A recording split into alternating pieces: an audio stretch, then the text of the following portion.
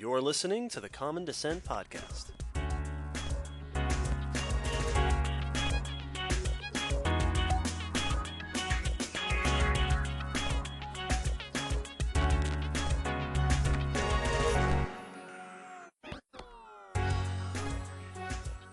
Hey, David. Hello, Will.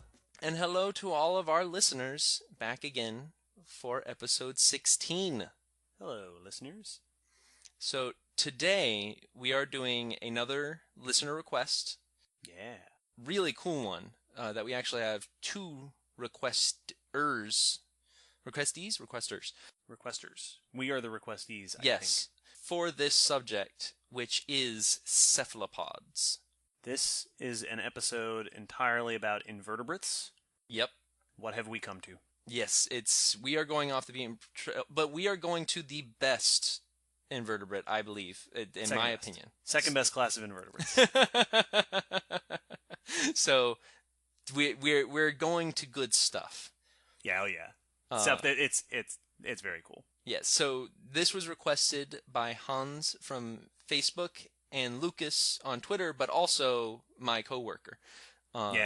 Who was one of the first ones to partially, lightly suggest anything back when we asked people which was better, snakes or crocs, to which Lucas responded, cephalopods.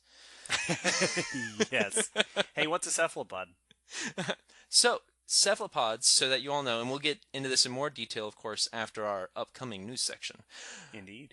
Are a group of invertebrates nestled within the mollusks, so alongside snails and clams and all of them, but they are by far the most intelligent invertebrate that include things like octopus, squid, cuttlefish, and nautilus, which are the four main extant modern groups. More on that in a bit. Indeed. So on to our news. What does the news have for us today? The news, hey, I'll start. That's a good idea. So we're going to start. The first news piece is one that it's funny because this dropped the day after the last episode was released. Yeah, it did. So this is like 3 weeks old by the time this episode comes out, but I cannot not talk about it. The description of a dinosaur that is being touted across the headlines as the largest dinosaur of all time. Whoa. Da da da da da da da da da da da da da. I'm so glad you know that theme. It's good. It's a good theme. Back in 2013 or so, a sauropod dinosaur, long neck, long tail, was discovered on a ranch in Argentina. Tons of bones, multiple individuals of the animal, noticeably enormous. They grow very big deal. Last year, early 2016, it went up on display at the Museum of Natural History in New York City. It is one of the largest dinosaurs on display in any museum in the world, and it went up under the dramatic title of the Titanosaur. Titanosaurs are a group of sauropods that this animal belongs to. The reason that it went up called the Titanosaur is because it didn't have a name. It had not been actually described scientifically yet. It wasn't the only one. Yes, there are there's tons of Titanosaurs. This is the one that doesn't have a name otherwise. Someone told them that after the fact. Yes. Well, I would say, actually, it's funny because I would visit that. I would hear people talk about that exhibit, and they would say, "Oh, this is called Titanosaurus." I'm like, no, it's not. Anyway. Now it has a name.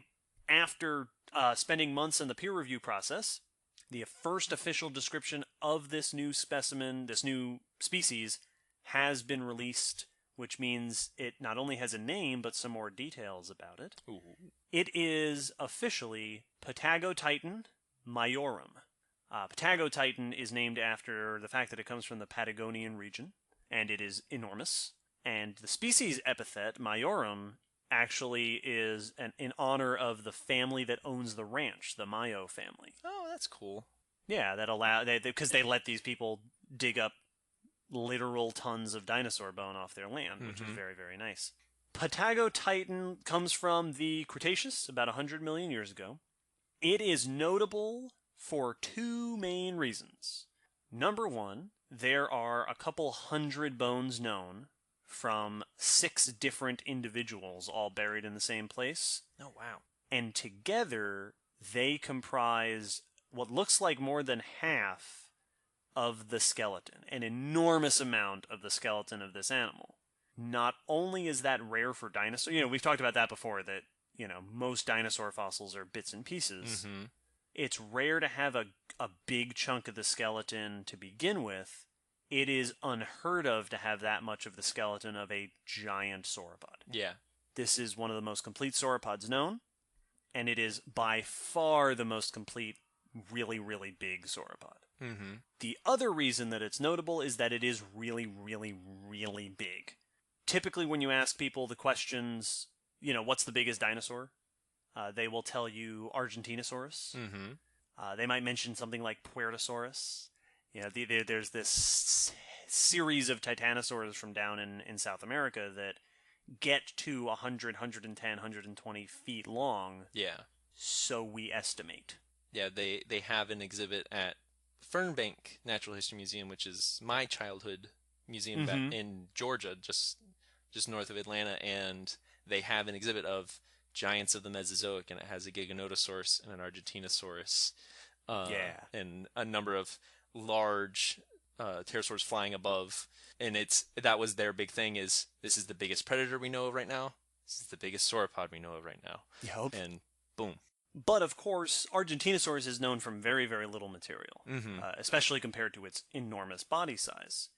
Patagotitan, being known so well, means that we can get a really good estimate of its total size and a really good estimate of its weight, which has been sort of all the rage so far. So the new paper came out in Proceedings of the Royal Society B by Carballido et al., and because there's so much of the skeleton, they were able to use a couple different methods to estimate the weight of the animal.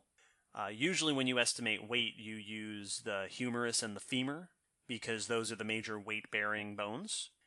They were also able to do a volumetric analysis, basically estimating the volume that this animal took up, and then figuring out weight from there. Oh, that's cool. They estimated its weight to be generally in the range of about 60 to 80 tons. So a little bit big. For comparison, not only is that 6 to 8 times the size of the largest animal on land today, it's also about, reportedly, twice the size of estimates for Apatosaurus and Brachiosaurus. This is huge. Wow. But estimating size is hugely controversial. There's a ton we don't know. A lot we don't know about, soft tissue and muscle and guts, and that's really hard to estimate the weight of. So that's why the error bars, I think the error bar they reported is plus or minus 17 tons, which is plus or minus 2 elephants. That's quite a range. It's like a recipe that says a pinch of salt. It's like, just 1 or 2 elephants, seasoned to taste. Yep.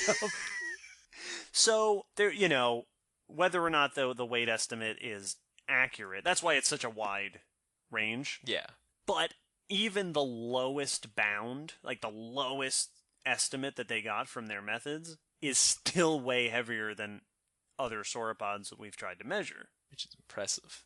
Very impressive, very cool. Is it the largest dinosaur of all time? Well, we don't know what's still out there to find. Is it the largest dinosaur known? As I oftentimes you can blame stuff like that on headlines, but the authors say that.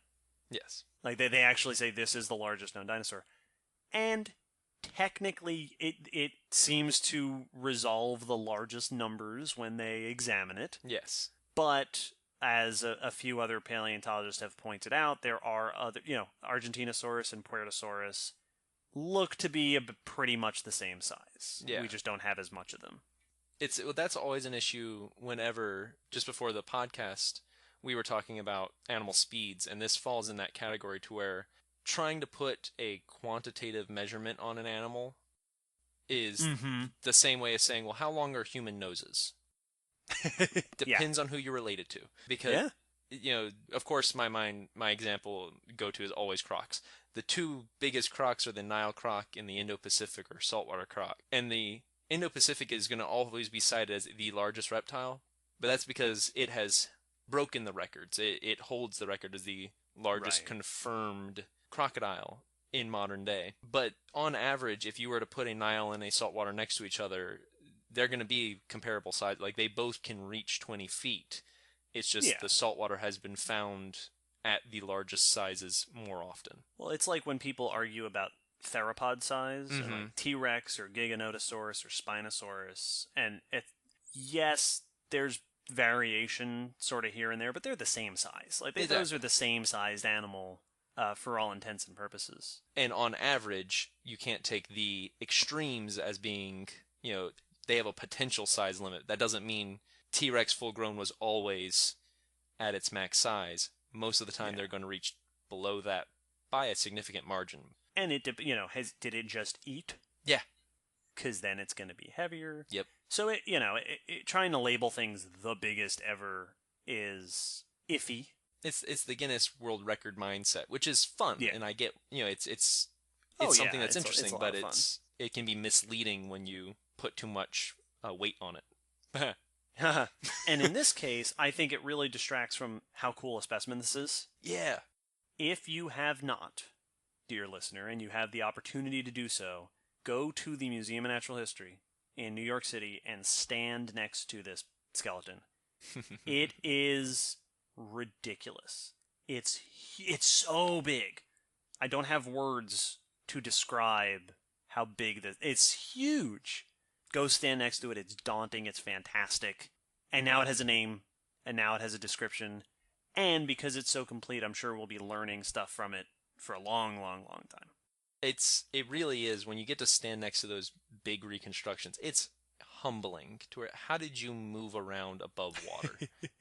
So on the note of dinosaurs, I'm going to scale it down just a little, just a bit, and talk about a more recent study of a little oddball dinosaur known as Chileosaurus diegosorensi, or Sorizzi. This is another one that's been making a couple of headlines because it's been using the term in a lot of the articles of missing link, which always will catch attention. But this is a very interesting dinosaur specimen.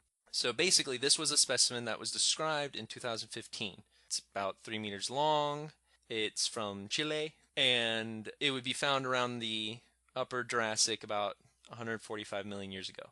It's interesting because it seems to have a mixture of features when first looked at. It kind of has a theropod, a predatory dinosaur-like body overall, but then yet it has these herbivorous features. Yeah, it's long been a confusing species. It has blunted teeth and shares some other physical features with non-theropod dinosaurs. So it was confusing. They originally put it among theropods just as an oddball theropod. Mm-hmm. Recently, what these news articles are about is that Matthew Barron and Paul Barrett did a new study on it that reclassified this dinosaur. And so a little background on these two authors. We had a But We Digress a little while back about one of their recent studies over Ornithosqueletia. Yeah, their rearrangement of the dinosaur family tree. Indeed. And so these are two who looked at the dinosaur family tree with relation to some very early dinosaurs and looking at the features, reorganize it so that instead of you having the split between the Ornithischia and the Saurischia branches of dinosaurs, separating the most of the big herbivores and the theropods being the two big branches, they've now been regrouped so that those two are next to each other and separate from sauropods. Right. With that in mind, so to say, looking at this new dinosaur, they found a position in this new tree for it that seems to fit things that they were, or fit things that they saw among other dinosaurs that made that new tree. It's a very interesting study. So this is in Biology Letters, and they looked at about 450 characteristics. So they did a massive analysis of this dinosaur. Basically, what they found was that it has many features to be placed within the Ornithischia. This one of the main ones that included is that quote-unquote bird-like hip, the reversed hip. And that, along with other features, the lack of curvature in the teeth and things like that, allowed them to place it at the base of that group soon after the split from, with their new organization, the split from the theropods. So it has that mix of theropod-like features and ornithischian-like features because it's from around that time where those two groups were presumably just splitting apart and diversifying from each other. Exactly. And so this is really interesting. One of the things is that it has that hip, which is believed to partially be an adaptation for a bigger gut to handle plants. Yes. We see it in some later theropods that turned to herbivory. Exactly.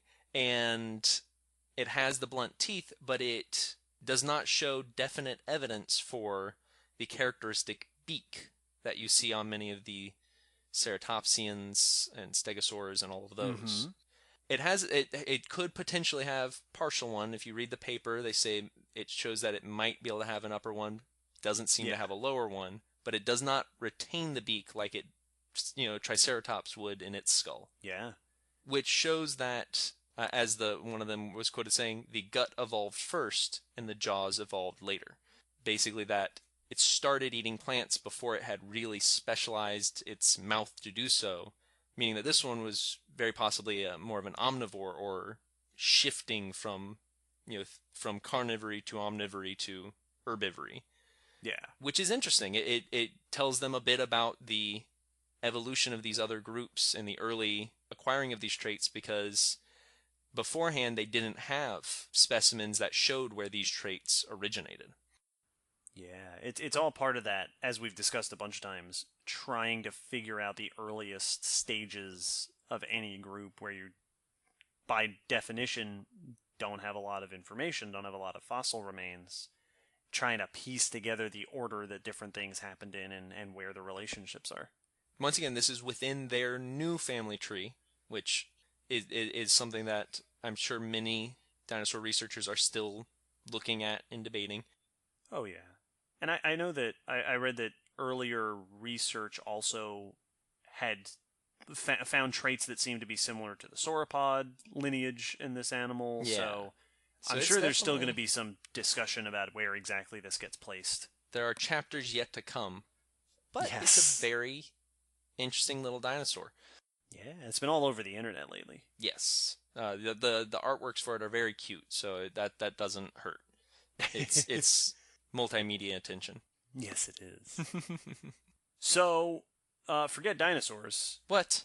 In fact, my next article doesn't even have fossils in it. What? It doesn't even have any living organisms in it. Are you on the right podcast? I am now. I make this podcast. This is my podcast. This podcast is whatever I say it is. It's not even a published study. So, this is the report of the discovery of some really, really old ice. Which is very exciting for reasons you'll learn here in just a second. This is a report presented at a recent Geochemical Society conference in Paris by Eugene Yan et al. Of an ice core from Antarctica dating back roughly 2.7 million years. Wow. Now, let's put that into context.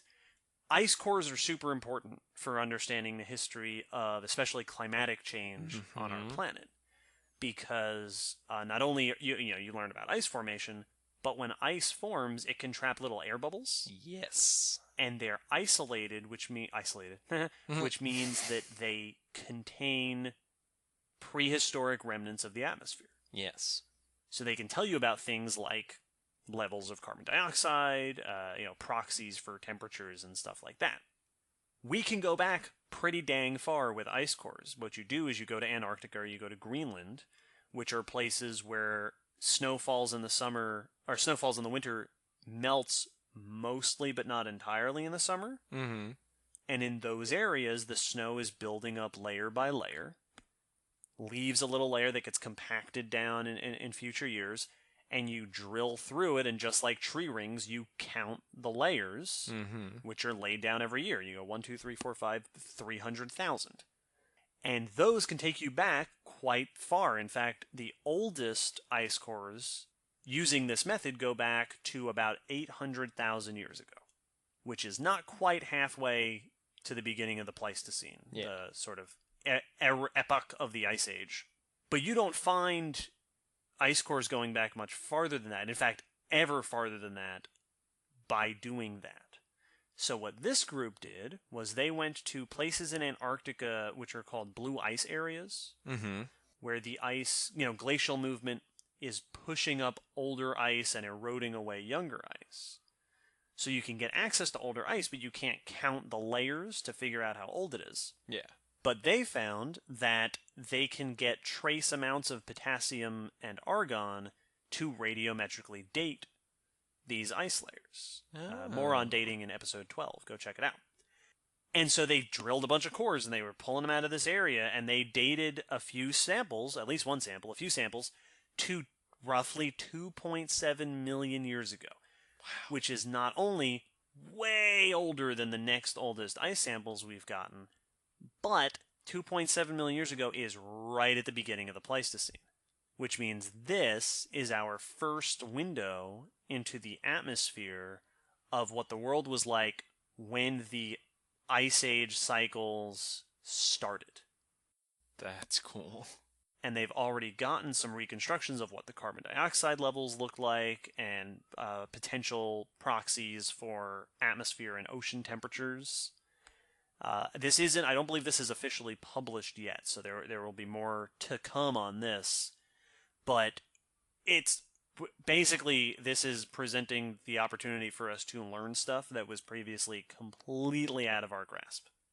That's really cool. Like the opportunities for comparison and projecting with future climates and current climates is really important when it comes to this kind of information. Yeah, and their CO2 reconstruction puts it at significantly lower than today, even before the ice ages started. Interesting. Yup. That's very cool. Yeah, so this will really help us to put together the picture of what the world was doing when the ice ages kicked off. Yeah, and that can also lead to us what can really cause these global changes. Indeed. Because climate's a hard thing to map out when things suddenly change, much like when we were talking about extinctions. It's hard to know what's causing the change and what's reacting to the change.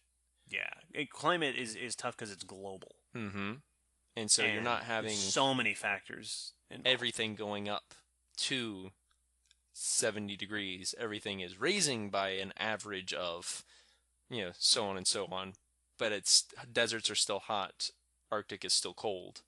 So it's all still different from spot to spot.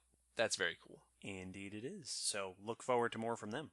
So my next article, we're going back to the Jurassic, but still not going to talk about dinosaurs anymore. We're going to talk about better archosaurs. And we're going to talk about a crocodilomorph. Of course we are. Yeah, it's every time it pops up, it is my duty. So, there's a new, not a new specimen, a new name for an old specimen that had been misidentified.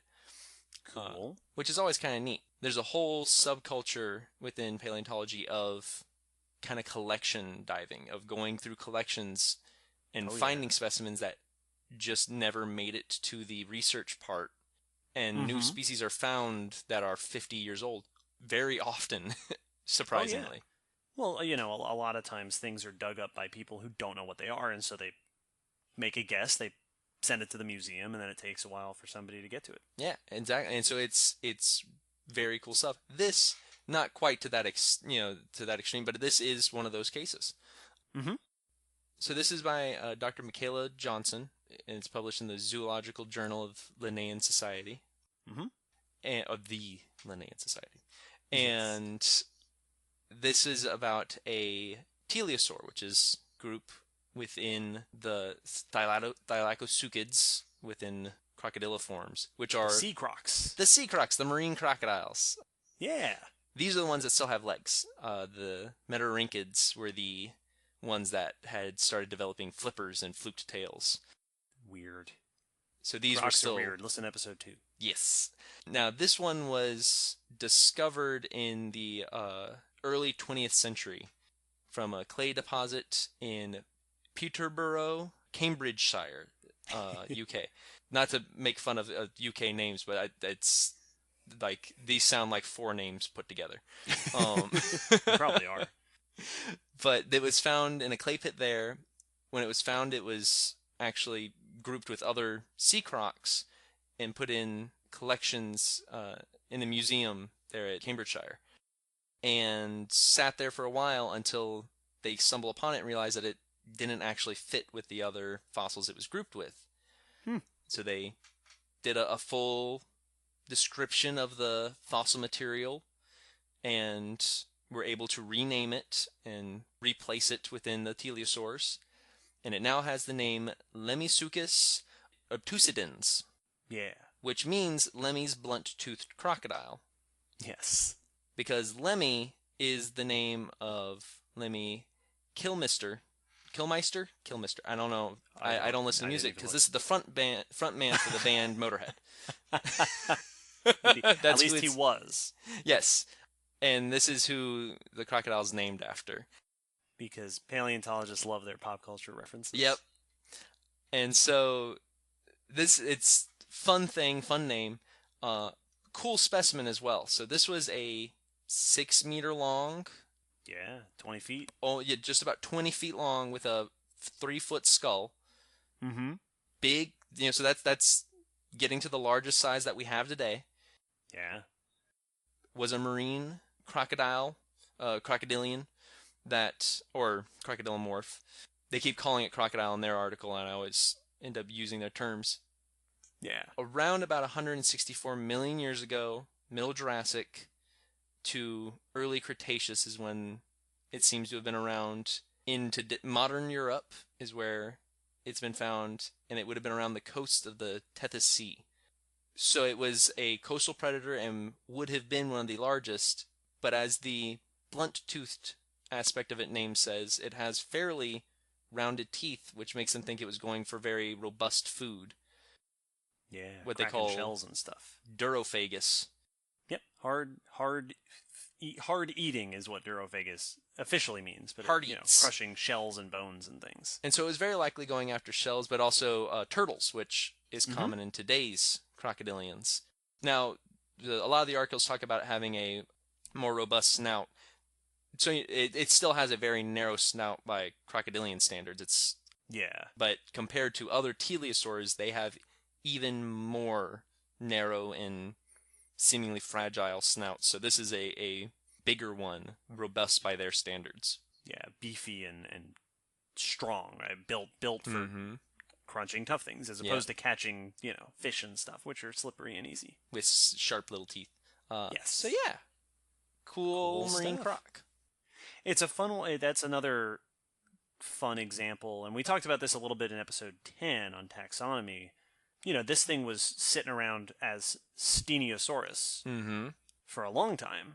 And then until these folks came in, and, because a lot of that stuff was known as it's a robust jawed crocodilomorph. They put it in this genus. And every now and then people come along and go, no, turns out that's not where it belongs. It goes somewhere else. And we're gradually refining and correcting our views over time. It would be the same if we were given a pile of horses and horse relative fossils and asked to group them by relation. We would end up putting things next to each other because that's not our specialty. Yes. And then someone who knew horses would come along and go, whoa, whoa, whoa, not in the right spot. Yeah, and that goes, the people that named this, and I don't know the full history of it, but you might be a crocodilomorph expert in the early 1900s, but 100 years later, someone's going to, we have a much, much more complete picture, and that allows us to go back and say, okay, we can reframe this specimen. Which is cool. Cool I stuff. like that aspect of paleontology, that we can discover stuff that we've already discovered. Yes, there's a lot of rediscovery that goes on. And that's neat. So that concludes today's news. And that's it. Now over to the octopus desk. Yeah, squishy, suction cuppy, cool creatures. Yes. Hey, Will, tell us about cephalopods. Well, it's convenient that you ask. So, cephalopods, or cephalopoda, which means headfoot. Yes, we have a lot of funny meaning names today. Is a really cool group of invertebrates. So first, we're going to go over what they are and what we have today.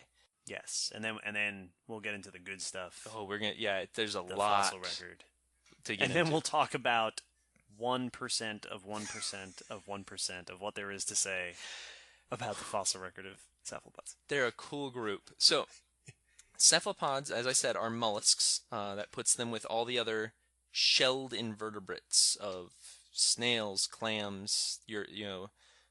Bivalves are going to be all your clams and oysters, and then monovalves are going to be the single-shelled.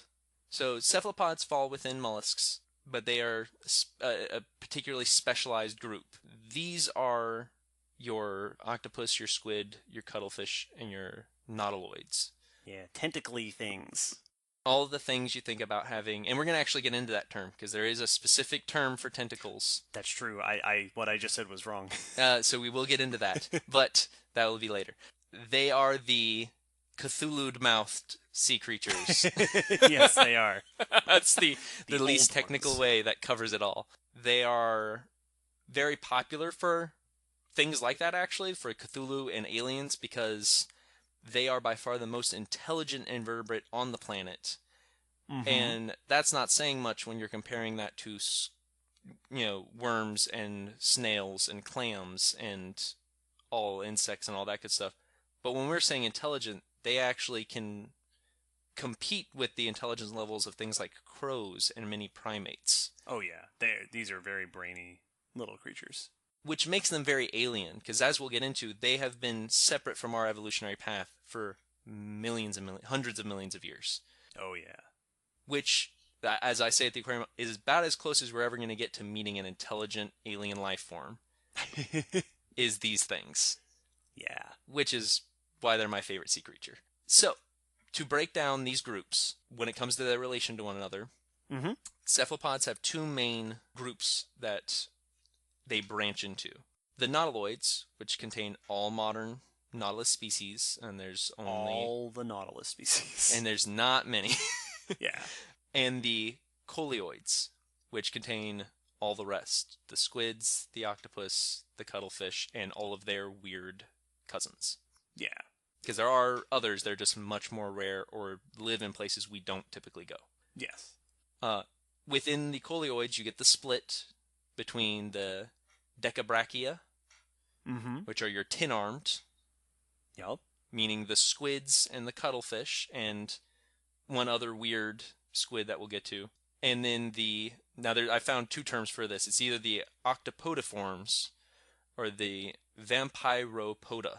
Yeah, taxonomy. Yeah. Names shift around a bunch. Basically, this is your octopuses and the vampire squids. Yes, vampire squids, which are technically more octopus than squid, because they have 8 arms. It gets weird. So the main split between this is you have your 8-arm group and your 10-arm group. But when we use the word arm, I know a lot of you are going, you mean tentacles. Because there is a distinction between these two body parts, which is important for these relations. Arms are what octopus have. Yes. Octopus have 8 arms and nothing else. They have long, squishy appendages with suction cups all over them, from base to, in most cases, all the way to the tip, except for the one that they use to carry sperm. Yes. Squids have 8 arms as well, and then 2 tentacles. Yeah, those long ones with like the paddle ends. What they call clubs. Yeah, you can't see me, but I'm making a very squid-like motion. He's doing the set animation that he would be doing in the Pokedex. Yes, I'm just the repeated waving my arms in a rhythmic. If you tapped him on Pokemon Go, he would. Yes, in a repetitive task. So these tentacles are typically feeding apparatus. They're the one they can be retracted, which is different than arms. And they have the suction cups just on the end, but they can also have claws. Yeah, little hooks. Oh, the giant squids actually have rotating hooks that are on pivots, so that no matter which way the prey runs, the hooks will swivel and catch it. And they're like the size of tiger claws. So they're recurved in every direction. Yes. The first signs we had of those were these scars on the face of sperm whales that were caught during whalers from the battles that happened below the sea. It's a cool place down there. Man. So we have the octopus group, the squid cuttlefish group. Yes. And there's lots of cool stuff in here. Octopuses are what you typically think of being the squishy-bodied things that typically live at the bottoms of the ocean and coastal areas. Mm-hmm. Now, there for a second, I want to cover this subject because it comes up almost every time this animal's mentioned. I did say octopuses. Yes. There are rules when it comes to pluralization of words. Mm-hmm. So octopus is a Latin term from ancient Greece. Yes. In English, that pluralizes to octopuses. Yes. In ancient Greek, plural could be octopodes, which historically could be acceptable. Octopi is misunderstanding that the us is that the origin of the us in octopus is a Latin one, and it's not. It's different source, so it's not octopi. It's octopuses or octopodes. It depends on if you want to be English about it, or if you want to be Greek about it, or if you want to be retroactively Latin about it. Exactly. And the octopi does show up in certain dictionaries. So they all three could be used. I typically go with octopuses because it's the most straightforward. You're just adding 2 letters. I'm going to go with octopodes. It's more fun. This episode, just to be contrarian. That one is more fun. Octopodes sounds more fun. See, for me, that one always sounds like I'm talking about 8 podes. So, these are your squishy-armed and big-headed animals. Mm-hmm. Very cool, very smart. They're by far one of the smartest out of the cephalopods. Yeah. Is the octopus, and they're very weird animals. To just give you an idea really quick, because this is a thing that often gets misinterpreted. The big, bulgy back of the head, quote-unquote, on the octopus, that's the body. That's where all the organs are. Yeah. The brain is actually below the eyes and wraps around the neck and branches out into the arms. So the thing you think of as the back of their head leading up to the front of their face is actually the back of the body. Interesting. Yeah, all cephalopods have that body structure where it's the head and body, which are one unit, with all the organs and stuff in it, and then the arms, which are basically the feet. They're the equivalent of the snail foot. Exactly. That is as the base of the body. And the arms encircle the mouth, which has a beak in it. Like a parrot beak. And that's true across all cephalopods. Yes, which is all a really cool thing. All cephalopods have that structure. They're all carnivores, which is very cool. And some of them, like almost all octopus, all of the octopodes, all the octopedides, some cuttlefish, as well as a variety of others, are venomous. Yeah. Which is, why not? Of course. Because they live in the ocean, and the ocean is a terrible, terrible place to be. Oh, it's terrifying down there. And they basically have a little gland that they drool venom across their beak into the bites of their prey. That quickly paralyzes them, because they are a squishy, squishy animal, and many of them love eating things like crabs, which have not so squishy, very strong claws. Yeah. And so you need to neutralize them quite fast. Having those arms also means that octopodes, as well as the other cephalopods with the arms, are one of the few groups of animals that are able to pull apart their prey. Yes. Nice and easily, so that they can more readily devour them. And We could do a whole episode on cephalopod intelligence and all of the cool aspects of it and why it's different from ours and all that stuff, but we have other things to go over. But they look up any video of smart octopus and you can find them opening jars and solving tests and learning from watching other octopus. These are not social creatures, but they can watch another octopus solve a puzzle and they will then be able to solve it themselves. Yeah, very, very cool. Cool animals. The vampire squid, as well as a couple of other weird octopus, are an off group of that. They have these cilia, these little like antennae down the arms next to the suction cups. This is where the Dumbo octopus falls into. This is the Serena of the octopus, and in Serena are all the other typical octopods that you think of. All right. Vampire squid has it as well, but they also have... The reason that they are on the weird squid barrier is because they do have 10 arms, but 2 have been reduced to sensory filaments. Very long, thin antennae type things. So they effectively only have 8, and they're reduced those down. So you get some weird stuff. Cool. Yeah.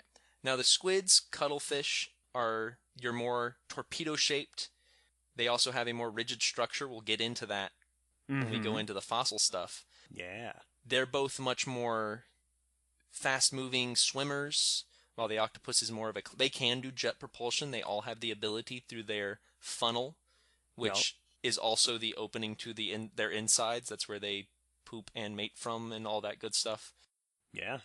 As well as jet propulsion. It's an all-purpose hole. It makes our the tetrapod cloaca look embarrassing. What are you guys even doing with that cloaca? Yeah. So okay, you can go to the bathroom and you can mate with that. Why don't you also fly with it? Side note: they only have one, even though cartoons love to draw them with 2 on the sides like ears. It's one of my pet peeves. Yeah. That was the one thing about Finding Dory that kept bothering me the entire movie. Hank had 2 funnels, and you have missing a leg and you have too many funnels. You're all off.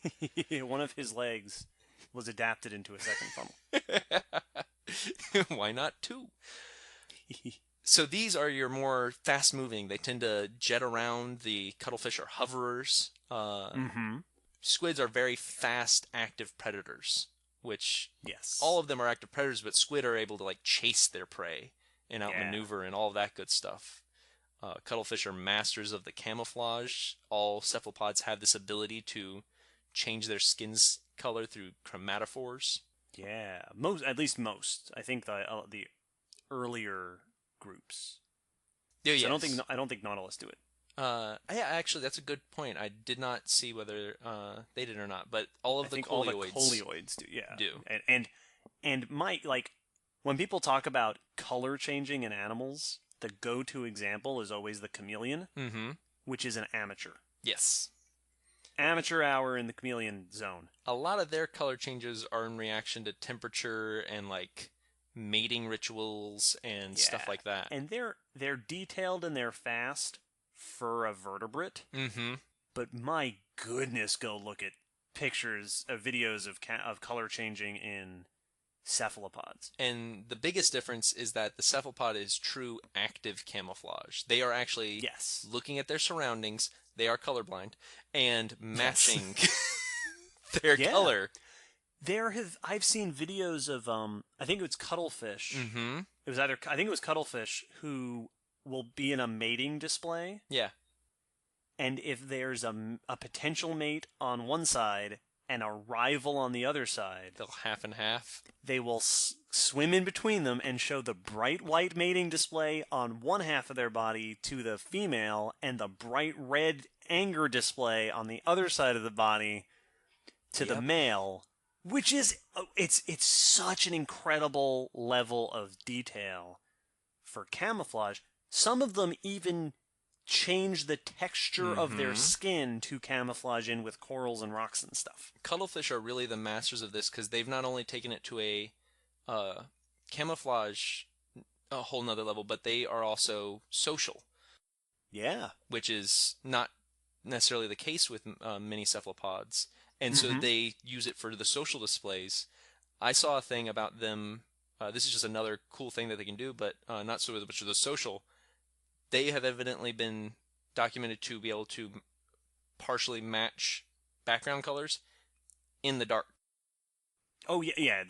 We don't know how they do it. Like, this is literally, we don't know what they're using to choose their colors when they're hiding. They're doing something that we can't detect yet, and it's crazy. They're also famous for doing the sort of active changing, like light shows, where they'll do like the hypnotize. Yeah, they flash. They'll make stripes move down their body. Yep, cuttlefish.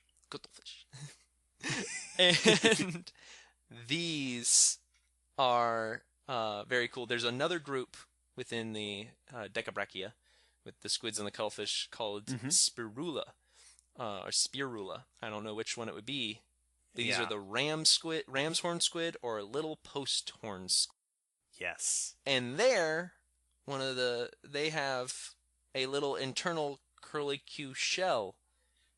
That's important for when we talk about stuff later. But they're these really weird little cephalopods that have bioluminescence, which is cool. They glow. And so that's neat. That's something that I guess we should mention it now as a preface. But mollusks, as we mentioned before, you think of them being shelled. Yes. And so cephalopods kind of stand out because you look at them and you say, those don't have shells. Well, squids and cuttlefish do still have little bits of shell left over. The octopus, being the most popular, has gotten rid of it completely, so that's what we think of usually. Yeah. But historically, and many of the modern groups still have remnants of their early shelled forms. Indeed. Before we move on to ancient groups, I do want to just make a quick note about the modern-day nautilus. Oh, yes. The nautilus has a special place in my heart because when I was in high school, I took a marine biology class. Yeah. And we had a project where we were supposed to pick any sea creature and do a presentation about it. And so naturally, there were a million presentations about whales and sharks. Yep. And I was like, I'm going to pick the weirdest sea creature I've never heard of. Which at the time turned out to be the nautilus. So if people don't know what a nautilus is, the chambered nautilus, there's about 6 or so species of them. Yes. Around. They are extremely rare. They are spiral-shelled cephalopods with all their tentacles sticking out of their face. Octopus have 8, squids have 10. Nautilus have up in the range of 80 or 90 or 100. Yep. Lots of them. They have the external shell, which is a very, original cephalopods had these shells, as we'll see. Whereas cuttlefish and squid still have shells internally. And octopus have lost them entirely or almost entirely. Nautilus, very weird, right? They use the chambers in their shells for buoyancy to go up and down. There's air chambers inside the section shell. They're very strange. They're not doing their color changing. They've got all those different tentacles. They live long lives. They reproduce very slowly. They're very, very different from all the other cephalopods. They are suction cups. They have little stiff tentacles that can stick to stuff, but not with suction cups. Yeah, and as we'll see, part of the reason that they're so weird is because they've been separated from all the other living cephalopods almost as long as we have. Yep. That split is very, very ancient. This reminded me of one thing I want to talk with Nautilus, just because when I first read it, it just sounded crazy. So they have these air chambers in their shell that they control their buoyancy with. But to do that, you have to be controlling the amount of air inside those containers. That's how ballast works on submarines and so forth. Yep. The way they do this is really cool. Yeah. So the chambered shell is called the pharagmocone, which is what all of them are called in all cephalopods. So that's a good term. The chambers are connected by siphuncle. Yeah, the siphuncle is like it's almost like their notochord almost. Yeah, exactly. It's this strand, this tube of tissue that connects all the chambers. And so it's a blood-filled tissue tube Mm-hmm. And in the chambers, they have the ability to control the salt concentration of the blood around a chamber. Mm-hmm. And as they do this, it draws water from the chamber into the blood. And gases from the blood get released into the chamber. So they pump gas out of their blood to control the ballast in the chambers. And they use the salt to pull, and so that's how they can empty a newly formed chamber and adjust their buoyancy, and it's really cool. Yeah, it's a very, very neat strategy. So at this point, and those are a great one to start on, we can talk about the history of cephalopods. Yes, let's go way back to when they had shells and looked a lot like snails. Yeah, like really weird. So they have a very rich fossil history. To give you an idea, we have roughly 800 or so living species. Mm-hmm. That is compared to the named 17,000 fossil cephalopods. This is a point that we really need to, we talk, yes.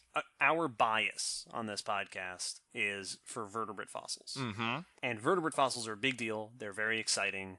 We talked about, like T-Rex, there are like 15 known skulls of T-Rex, which is incredible for such a big, rare animal. What an amazing thing. Marine invertebrate fossils number in the literal millions. There's a reason you find them in bathroom tiles. Yes, there's a reason that they give them away at school events. Mm-hmm. Shelled organisms make up the vast majority of the fossil record. We've talked in 2 episodes now about mass extinction, and I think we have a tendency to imagine that, we discovered a mass extinction because the dinosaurs disappeared. But just about every mass extinction in the fossil record was discovered because the marine record records the shift. Yes. Events, the marine record is so astonishingly complete, so rich. I guess it's not super complete, but it's so rich in fossil remains that you record climatic shifts, continental shifts, speciation events, extinction events, is all recorded in the ups and downs of marine invertebrates with shells and exoskeletons. They're not the backbone of the fossil record, they are the fossil record. Yes, like everything else is fluff. They are so consistent that every single little bump and shift as the world changes gets recorded and is easily noticeable. Oh yeah. There's a bunch of them, and it's the ocean, so the ocean life is always more diverse there. Yeah. It also fossilizes better because water assists with fossilization. Exactly. So yeah, the fossil record of shelled cephalopods is astounding in its diversity. We'll get into the details of that statement a little later, because shelled cephalopods have a great record. Yes, they do. 17,000 species of shelled cephalopods. Yes. So, we first see the first confirmed cephalopod in the late Cambrian. So they came around well after the explosion, about 530 million years ago. Mm-hmm. This was Plectronostris cambria, and this was a relatively sized cephalopod. It had a very conical, cone-shaped and curved shell, very large compared to its body. Mm-hmm. Its body would have been oriented downward, so it would have been wearing the shell on top, not behind it. It wasn't facing forward yet. Yeah, so picture it. It would be, and we'll put this on the blog, but tons of pictures. Oh, there's so many cool pictures. Its body, right, that tube of the squid or the head, quote, head of the octopus would be in the shell with the eyes poking out the bottom and all the tentacles dangling down. Yes. Arms, all the arms dangling down. It's the funnel, they had it at this point, would have been pointing backwards, so it would still have forward movement. This may have been a very benthic. It may have been, I don't want to say terrestrial, but it may have been sea floor in its lifestyle, and may or may not have been swimming yet. It's hard to know those things specifically, but which is similar to what its closest relatives, right? Remember, these evolved within the group that is barnacles and oysters and sea snails and things like that. There was these one group of mollusks we still have them today called the monoplacafloran, and most likely was something similar to them. They're kind of like a snail. They have a single shell, but that doesn't curl, and they don't have the same snail face and body. Yeah. But it's very simple, squishy foot body on the bottom, little shell on the back. Is most likely what cephalopods came from. So they started with that orientation. And then their foot just split into a bunch of lots of feet. They specialized into those arms. As we move on from there into the rest of the Paleozoic, they begin to diversify like crazy. Tons of groups. It's really ridiculous. One of the big things that complicates looking at their family tree is that most fossil cephalopods are shelled for a huge part of their history, and they all come to the same good ideas for their shell shapes. Yes, they all keep coming. So we have multiple spiral shelled, like the nautilus and the ammonites that we'll mention in a little bit. Many straight shelled, what you'll hear called orthocones. Yes, which is not a single group like it is often treated. It is a description of a shell shape, because we've now found they were all put in, Orthocera, but now we've realized they're actually multiple groups that all convergently evolved this shape. Yeah, so that's straight. It's a weird one to picture because we don't really have anything like that today. So I get kind of, if you picture the shape of a squid, but with a shell over the torpedo, like this huge lance-like ice cream cone. Yes, and some of them got really big. Big, like 10 feet long big. Oh, yeah. Like, big. I've seen 10 meters reported. Oh, yes, no, that's right. It was the biggest one, I have it written down there. Indoceras was ridiculously big.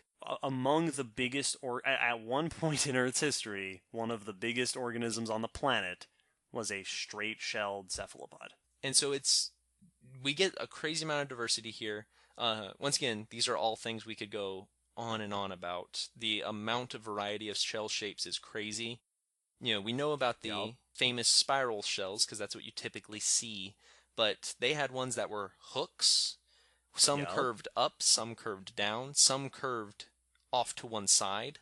Yup. Like they would spiral but then go off to the left and just keep going like a corkscrew. Yup. There were ones that looked like a cornucopia, where they would just like curve up and then have a little curly Q at the end.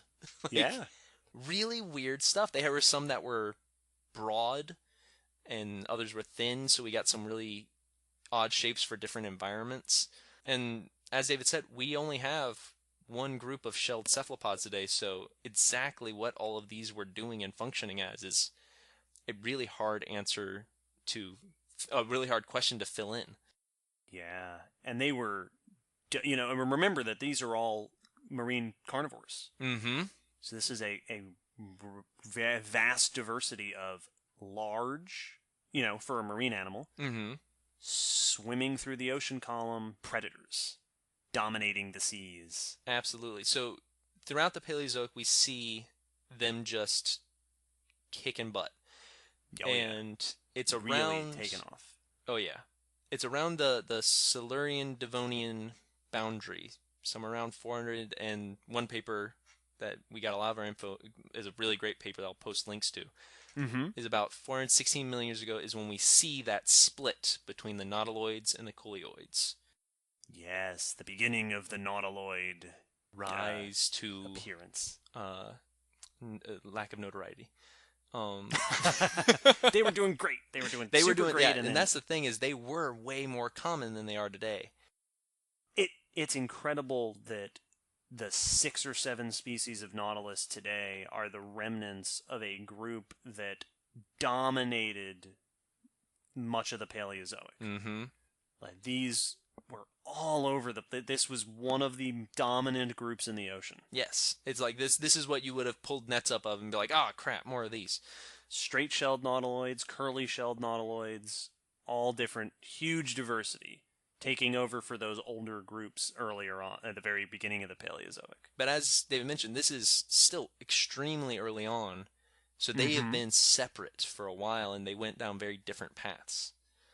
But before we go into those different adaptations, one of the other big groups that showed up was ammonites. They show up in the Devonian and kick butt until the end of the Mesozoic. Yeah, so ammonites are very similar to the nautilus. The spiral-shelled for the most part. Some of them got very large. Really I think big. there were ammonites that were 10 feet across with their spiraled shells. It's really, really crazy. And they were around for about 300 million years. Yeah, as the Paleozoic ends and you move into the Mesozoic, right, the age of reptiles, and we talk about reptiles taking over the land and seas and whatever. Once, as is always the case, the real action was going on with invertebrates vying for control of the seas. Yes. And the ammonites really take off. They have a different shell structure than their nautiloid predecessors. And they are some of the most common fossils from the age of dinosaurs are these little spiral-shelled ammonites. These are, once again, much like trilobites that we've mentioned before, are really, really important for biostratigraphy and things like that because of how common they were. And so they've played a really big role in things like that. Because of them as well, we see a lot of really weird predators during this time hunting ammonites, because now you have these hard-shelled creatures floating around just all over the place. Yeah, and that's an interesting difference between the nautilus shell and the ammonite shell, is that the nautiloids, the structure of their shell and the placement of their siphuncle that delivers all the blood to the different chambers, and one of the big things that helps you distinguish spiral-shelled nautiloids from spiral-shelled ammonoids is their sutures between the chambers, and ammonoids are much more complex. Where the sections meet up. Yeah, they have these really beautiful, but really intricate suture lines. And this is something that is a pattern over the course of ammonoid evolution, that their sutures become more and more complex. And there have been studies that have suggested that this was a trade-off of it's less pressure resistant, but provides more buoyancy control. So they can structure move their shell more accurately. So they can move more accurately, but living in shallower water. So this was a group, a major group of shelled cephalopods that weren't, today's nautilus lives very deep down. Yes. The ammonoids were apparently living up in the shallower waters, which, yes, also put them in the same environments as the predators living at that time, like ichthyosaurs and sea turtles and those marine crocs, which were all fresh on the scene. And we just talked about one that was pretty good at cracking shells. Indeed. Yes! And there have been, I believe, ammonite shells found with, like, mosasaur tooth marks. And the remnants of ammonites have been found in the guts of ichthyosaurs and things like that. And it really is a good point to make about that buoyancy control, because as cool as the Nautilus is, if you ever watch one of them move around, it's adorable. They're just bumbling around. They're so clumsy. They have to move backwards because their funnel points forward, so they have to pump and and they don't know where they're going. They just run into stuff all the time. That's why that shell is very helpful. Oops. Thunk. It's adorable. So we had a bunch of animals very much like a nautilus, but with a vast variety and a whole separate take on the spiral shell. Swimming around. I was about to say running around. Swimming around. Some octopus can run. They can chase prey out of the shallows onto land. And so that can happen, but these didn't.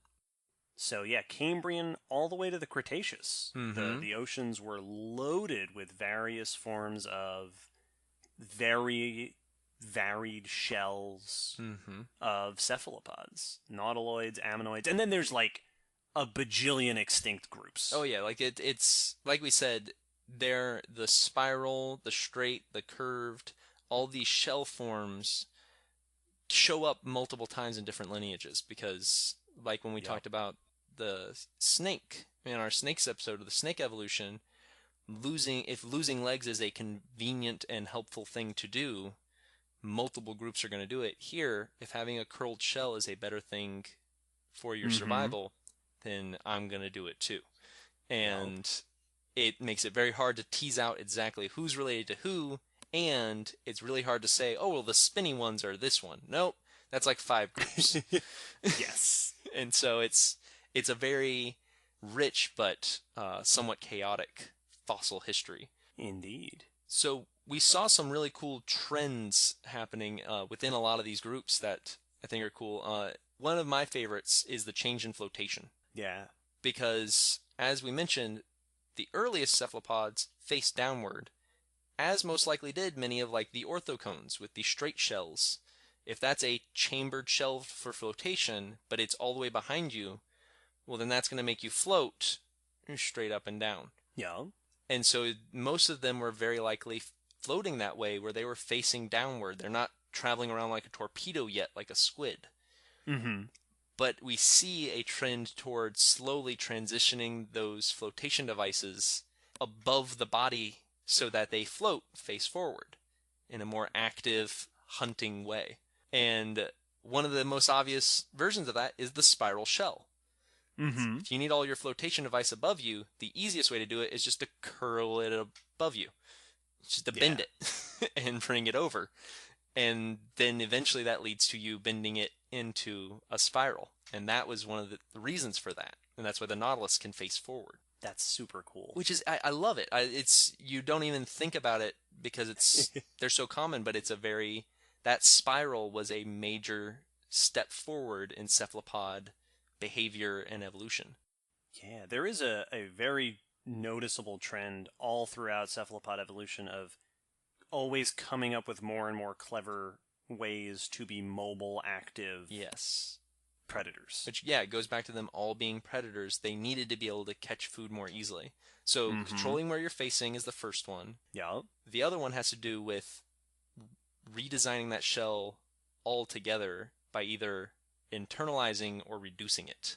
Yes, thus enter the coleoids. Yeah, so we mentioned they diverged a long time ago, but we start to see a lot of divergence with them earlier in like the Permian is when we first see that split between the octopus and the squid groups.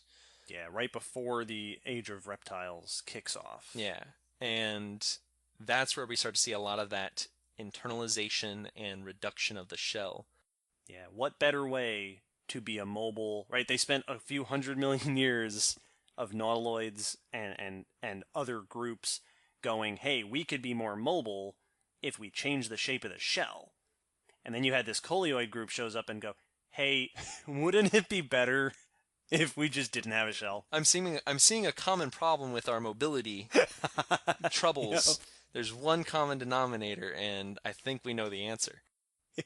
So, David mentioned earlier that we think about modern cephalopods not having shells, but in fact, many of them still have remnants or internal shells.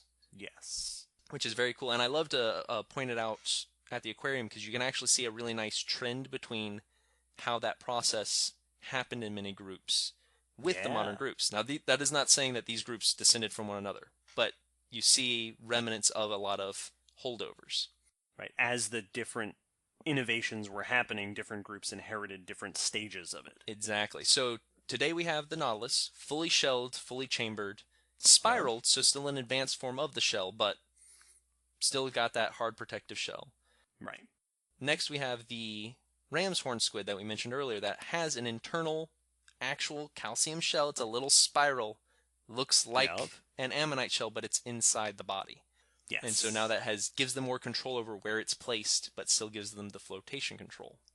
Next, you get to the cuttlefish, which has what's called a cuttle bone. It's actually how they get their name inside the body. And just fun fact, this is what you buy at the pet store if you're getting a calcium lick for your bird. Yes, little cuttle bones. And so it goes along the top of their body, so that's where they're able to keep that nice stiff torpedo shape. It's giving them structure and giving them flotation control. Yeah, it still has chambers. Mm-hmm. So they can hover. They do that nice, just weird alien hovercraft thing that they can do. Yeah. Squids have reduced that down to a internal shell called a pin. It's more flexible inside the body, so they can bend their... the mantle is what we call the back of the body. I should have mentioned that earlier when I was talking about the quote-unquote back of the head of the octopus. That big bulge is called the mantle. Yeah. So now the squids can flex their mantle so they can really do those hairpin turns, and they're really great at K-turns. They can back up one way and then zoom off another way by bending that's that true. way. Yeah. You see them. There's going to be so many videos in this blog post. Oh, that's all it's going to be. It's, look at this. Whoa, did you see that? Wow. No words. And then you finally get to the octopus, which has reduced the shell almost completely to where it has no calcification inside its body. There is an animal today called the paper nautilus. Yes. Which is not a nautilus. It is an octopus that has a apparent spiral shell. Mm-hmm. But that shell is actually an egg case. It is an imposter. Yes, it's completely different. It just happens to form in a very similar way. It's the weirdest thing because it's very confusing. The female paper nautilus, when she lays her eggs, she makes this egg case she secretes and forms that has a section spiral shape, and then she hugs it and continues to swim around the open ocean. Like it looks like a inside out nautilus. It's so weird looking. Oh, it's super strange. It's very odd. But you can see that transition from full shell to slowly getting rid of it. And each has its advantages. Yeah. My favorite thing I learned was that when you get rid of the shell, like an octopus does, you still have to deal with buoyancy. Because if they're going to jet around, they still have to try to reach neutral buoyancy, which is what the shell is ideal for, is you can reach it so that you're not floating up and you're not sinking down, you're just hovering. Mm-hmm. And the way they do it is by secreting low-density aqueous solutions into the body tissues, which for octopus is sulfate, and in many decabrachids is ammonia. Huh. Yeah. So they just put ammonia into their bodies? Yeah. To help lighten and change the buoyancy of their fluids? Yeah. That's fantastic. Because they're aliens. Because they're crazy. Oh, man. Wait, the idea of there being an advanced civilization of cephalopods and them going in like, Doctor, I'm floating left and right. I don't know what's going on. It looks like your ammonia levels are off. Don't worry, we'll get you an ammonia shot. You'll have to test yourself. You have to take this twice a day. Oh my goodness. There's a whole nother side thing I have on a documentary I saw where they have seen some cephalopods start to not be social with each other, but be forced to group because their environment, their ecosystem is being reduced due to tourism. But yeah, naturally. They're now seeing multiple octopodes hiding in the same, shelter. Ooh, interesting. Which one of the interesting thing about cephalopods is that most are short-lived, especially octopus. Oh yeah, short-lived and super high reproduction. And very high reproduction. The octopus takes the step further for being weird because they are antisocial, which is very odd for a highly intelligent animal. Yeah. It means they're excellent at problem solving and they're highly instinctual at the same time. Yes. So they know how to hunt from birth, but they are problem solvers. So whenever you see an octopus doing something clever, it either watched another one do it without the other one's permission or figured it out itself. Because they don't care for their young because the mother and father die after reproduction for the male and egg laying for the female. Yeah. So they have no parental care. But if we get these societies of octopus that are living near each other, we can have generations living next to each other, which means we could get learning from one another, which is how you get Atlantis. Yes. So stay tuned for super intelligent cephalopods. I'm so excited. Coming soon to a coastal invasion. To a dystopian future near you. So one of the interesting things about these differences between these animals, right? So you've got your nautiloids with your, starting out with all different groups with your straight shells, moving into your spiral shells, moving into your mobile, buoyant spiral shells, moving into things like squids and cuttlefish with chambered internal shells, to squids with unchambered internal shells, to octopus with no shells whatsoever. A lot of... We should mention that another chambered shelled internal group, the belemnites, super, super common throughout the Mesozoic.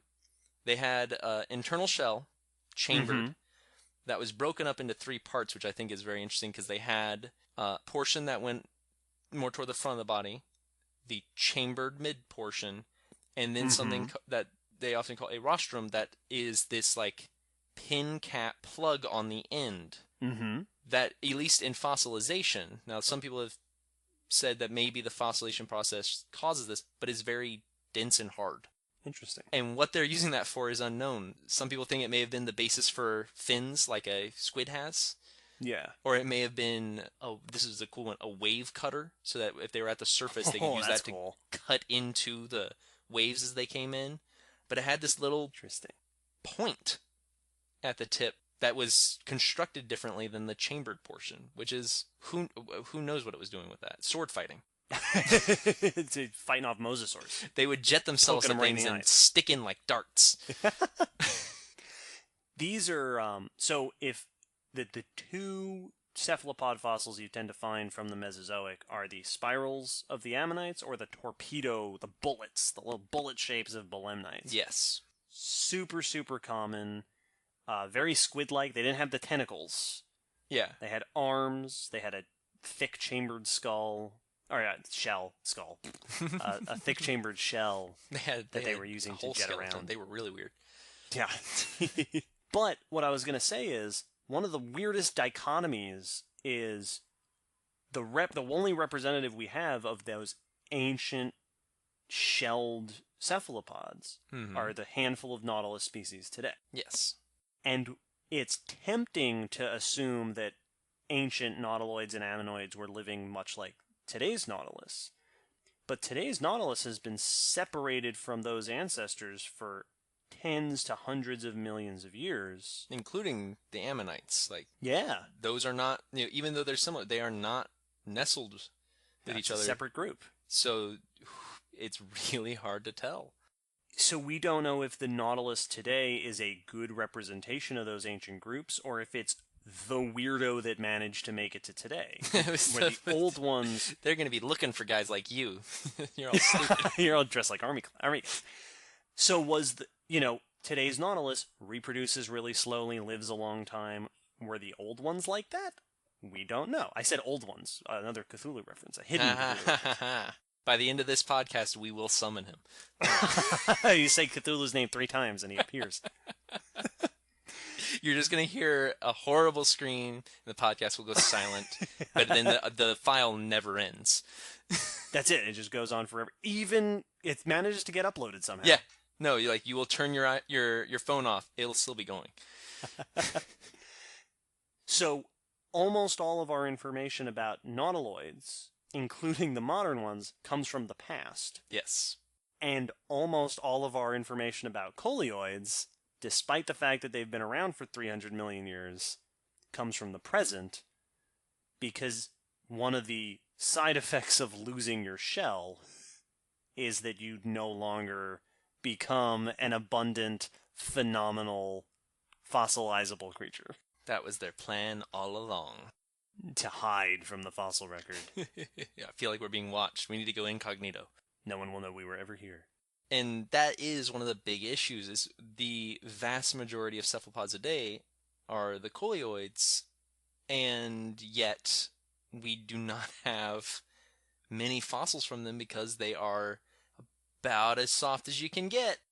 Yeah, an octopus, like the only hard part of an octopus typically is either the beak or sometimes the little hooks. Yeah. If they have them on the arms. Mm-hmm. So that makes it very tricky to really track their family history.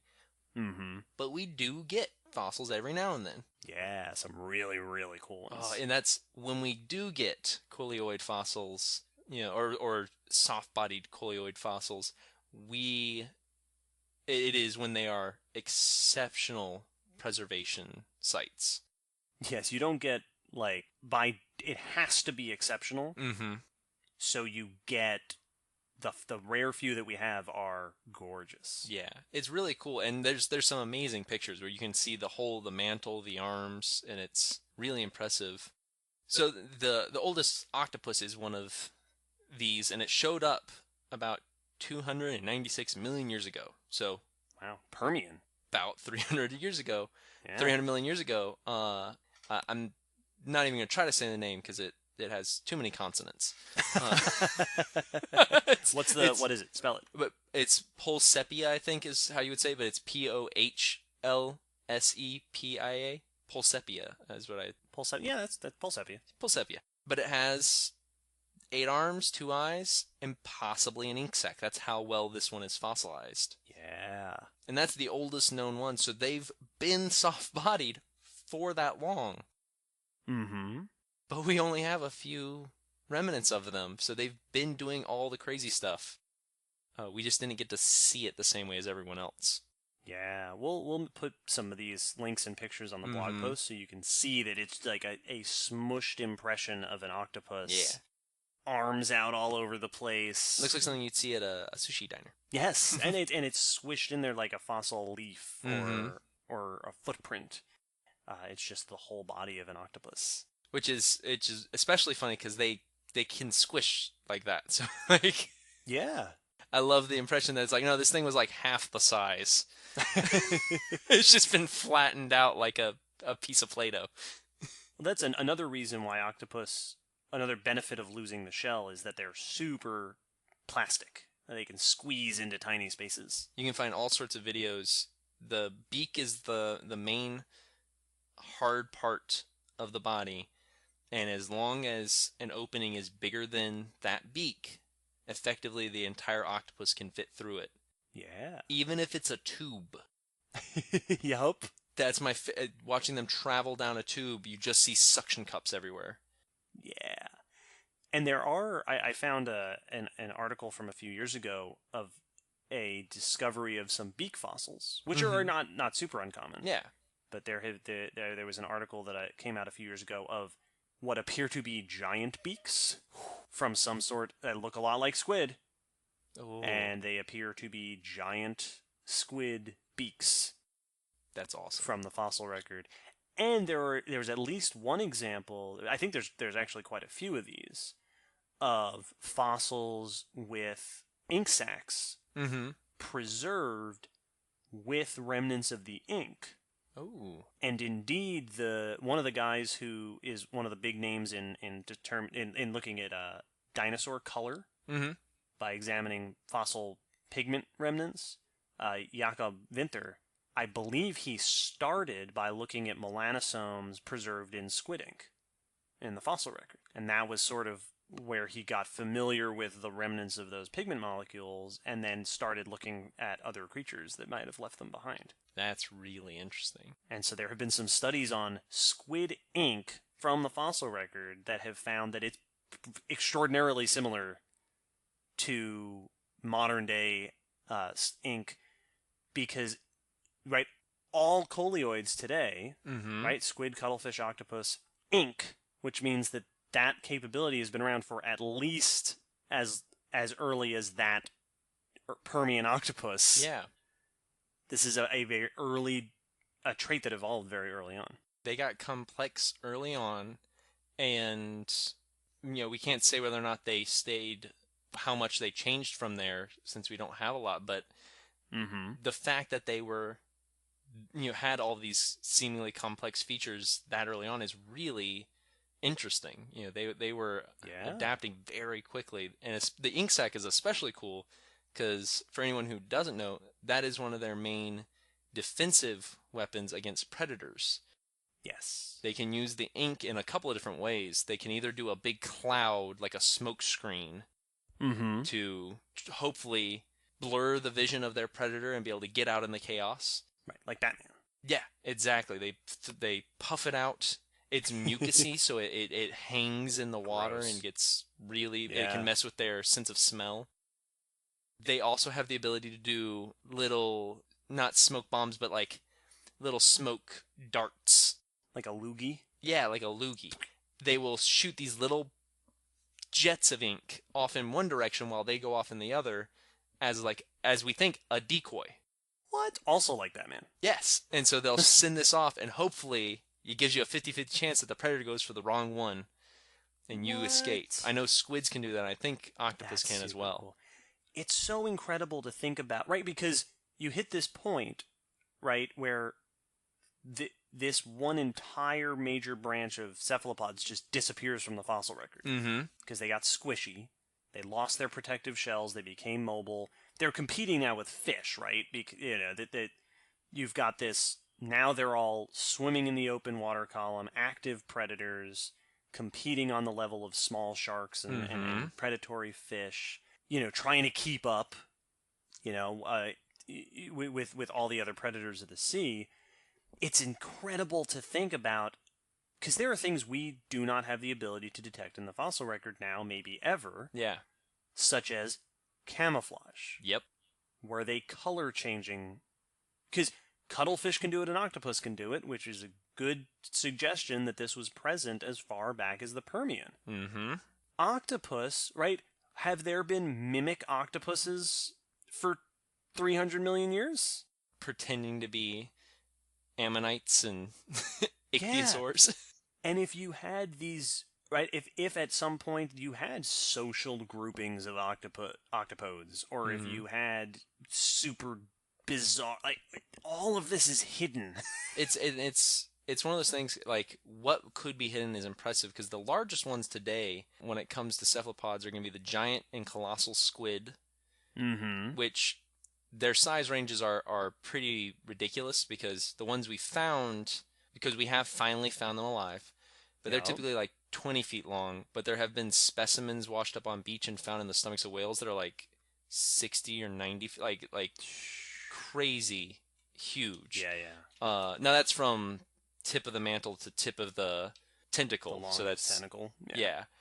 But still, like, they have the biggest eye of any animal. Yeah, just hanging out down at the bottom of the sea where we can't see them. 13 meters is the maximum estimate, so 43 feet, which is still ridiculous. For octopus, the biggest one today is the giant Pacific, which can get up to be like over 10 feet long. We don't know what allows them to get that long, because we keep those in aquariums all the time, and they don't usually get that big, and they usually only still live the like 4 or 5 years that octopuses are often known to live. So we don't know if those big ones are living longer or growing faster, or so you get these weird things. Who knows what there was in the fossil record? Yeah. There could be some true krakens that were existing back then that were really terrifying to behold, but we may never know. The story of the cephalopod fossil record is so interesting, because half of the story is insane, iconic diversity, and the other half of the story is a big, frustrating question mark. They really are, like, you made the comparison a couple of times, they really are Batman. They were around, and then things started to get crazy as everyone diversified, and they disappeared. They went off, and all of a sudden they showed back up with all of these crazy gadgets and abilities, and they just started kicking butt. This is stealth mode. We are in, nowadays, the Batman Begins of the coleoids. Well, and it's interesting because cephalopods, right? So ammonites and belemnites disappeared at the end of the Mesozoic. The end Cretaceous extinction took them out. There's evidence that they were in decline already. Did not make it past the end Cretaceous extinction. Nautiloids much reduced, and by today, you've got the barest tiny little sliver of species remaining, which, let's be honest, in the current world are probably not going to make it very much longer. Yep. And you have octopus and squid and cuttlefish. This is cephalopods are a group that were once much, much more diverse and much, much more dominant than they are today. They're still super cool, Yeah, they are, what we have today is the weird remnants of a very varied legacy. Yeah, a dynasty that was once here. You mentioning that, what's left today, we mentioned there's about 800 living species. One article I was reading compared that to the fact that there's like 30,000 living species of fish, Oh like yeah. bony fish. And so this seems like they're getting beat out, but they make the point that if you look at the productivity rates, cephalopods are still holding their own. Yes. Because, like we said, they make a lot of babies. And yeah, they do. I found a cool thing talking about that this actually causes an interesting thing in their evolution. Because they grow fast and reproduce very quickly, just within a few years, they're one of the fastest growing animals on the planet. Mm-hmm. When they're born, they're about the size of your thumbnail, if not most smaller. Most of the coleoids are born in little larval stages. Yep. In like 4 or 5 years, they will have died of old age for most octopus species. And for like the giant Pacific, once again, think size of your fingernail, up to easily the ones we've had at the aquarium. We've had 2 now since I've been there, and both of them, the one was over 3 feet long. The one we have now is reaching 3 feet long easily. Yeah. That's a ridiculous amount of growth in just a few years. Mm-hmm. And they do it fast. Like, I've been able to notice him be bigger since he's gotten there, and he's only been here a few months. Yeah. So they're very fast growing, and this leads to something called R selection, or a weed-like life history, where they can repopulate a lot faster than other things. So if they make the comparison that if you were to burn down or cut down an oak forest, oak trees aren't the first thing that shows up, the weeds are. Yes. And so because of this, cephalopods are able to repopulate really fast, because by the time they've had a clutch in 4 years, they're having another clutch. Yeah. All the ones that survived have already reproduced again. Yeah. R selection, now we're into ecology, very popular among, especially in the ocean. It's a great place to have lots and lots of babies, because most of them aren't going to make it. Yep. So you reproduce fast, you have a lot. Whenever I see roaches in the apartment, I curse them for being R-selected. I go, because no matter how many of you I throw in the trash, there's a million of you left. It'll just make them better. In fact, I think we're looking at the same article, because I actually copied a quote from the end of that article that I would love to read. This is from Payne et al. 1998. And they said, "In some ways, cephalopods have not matched the sophisticated physiology and swimming biomechanics of fish. In other ways, fish have not matched the elaborate mechanisms of cephalopods for capturing and handling prey, nor have fish matched the rapid, complex concealment devices of cephalopods." So fish may seem to have the upper fin these days, but they are not Cthulhu grabbing their prey and then disappearing into the shadows like cephalopods are. It's very few animals that can as easily take on a crab or a small shark like a large octopus could. Yes. Exactly. As we said at the beginning, and as we often say in our episodes, we could go forever talking about this subject. If there's a group of cephalopods we mentioned that you think is really cool and you want to hear more about, we could do a whole episode about it. Let us know. Please let us know, because I'd love to do another one on one of these groups, or even one of the modern groups, if you want to know as much as we know about them and as much as their fossil history, because they're so... Indeed. But with that, we're going to wrap things up as usual. If you have any episode ideas or questions or comments or things you'd like to let us know, you can contact us on Facebook, Twitter. We have our WordPress blog. We have the Podbean that you can follow us and comment on as well. Yeah, we have comments on iTunes. Yes. Contact us at commondescentpodcast@gmail.com. Proof that we actually listen to your suggestions. Big thanks to both Lucas and Hans. Indeed. For suggesting that we do Cephalopod episode, which was a lot of fun for us. Lucas made his initial one early on, but then they both, within about a week of each other, asked us to do the cephalopods, which was like, well, all right then. I suppose we're going to do that. And as usual, feel free to check out our Patreon. We would Yes, love to have please your do. support. It lets us do more of what we're doing and hopefully keep doing it forever and ever. Which is the dream. It's a good dream. Oh.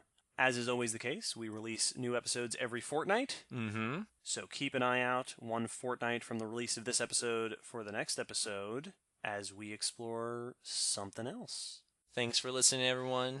Stay safe. Watch out for the cephalopod uprising. Yes. Thanks very much. We'll see you next time. Cthulhu, Cthulhu, Cthulhu.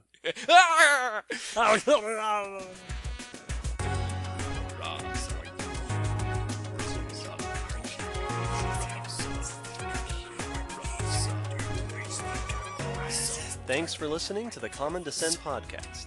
For more from us, you can follow us on the Common Descent Podcast Twitter account, Facebook page, or on our WordPress blog where we post additional cool stuff for each episode.